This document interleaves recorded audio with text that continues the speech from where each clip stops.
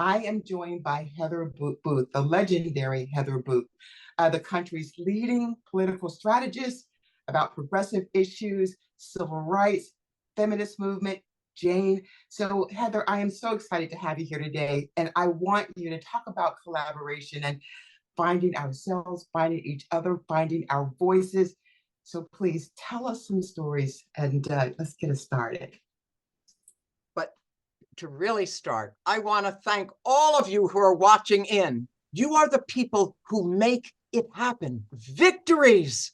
This victory in New Hampshire with Joe Biden as a write-in candidate against, with all the challenges that we might face. The victories in Virginia and Ohio, the victories one state after another, because you do the work.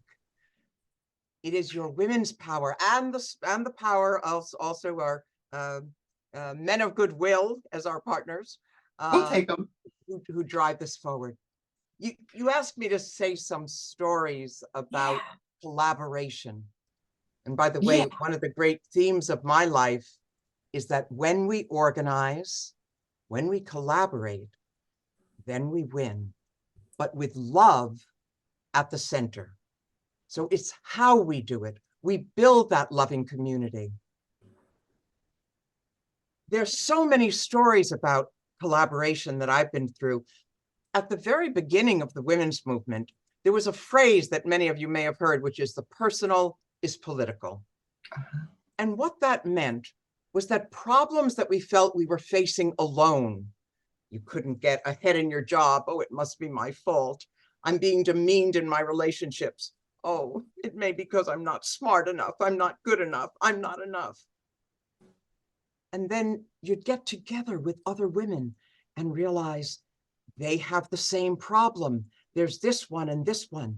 And if there's a shared problem, it means that it's a social problem. If it's a social problem, it needs a social solution. And together, we can raise our own awareness, our consciousness, and build our power and change this world. So we change ourselves while we are changing this world. And that is a basis of collaboration. When I was a student, there was a campus meeting and I was speaking, and one of the guys says, shut up while I'm talking. And I thought, what are you saying? It's like saying with a ragtag group. Well, when I was done talking, I went around the group and tapped the shoulder of all the women in the group and said, let's go upstairs. We left the group and founded what became probably the first women's liberation group in the country on a campus. This was in 1965. And the result is we won victory after victory on the campus.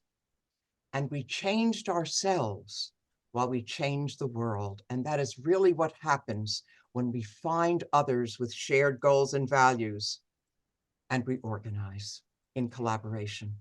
What is it that you would encourage us to be doing right now? Well, in part, keep doing what you're doing.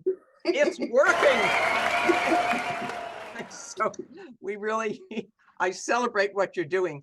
I often, though, talk about doing the work with 4 M's, the letter M, 4. Okay. The first is members. How many members, how many people will you recruit? Even now, while we're on this call, can you write down 1 or 2 or 5, 50? But who are the specific people? What are their email addresses? We have 214 people on this call. We have a list of just under 1,000 people who are interested in this effort. We can build it, but recruit those members. The second M is message. We certainly all talk about what is our message, what is it we're going to say, but where will you say it?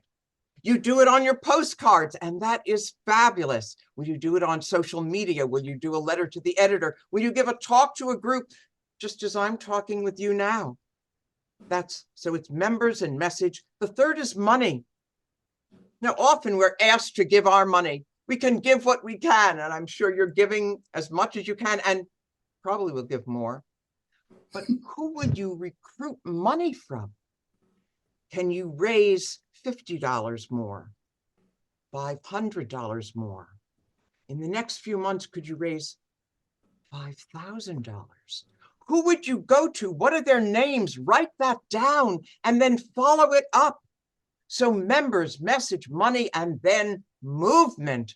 We need to show up for each other, show up for the events, show up for doing the work. And that's what I think we need to do now.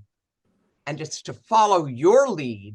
And I'm taking your model and advancing it to others around the country to learn from the grassroots networks.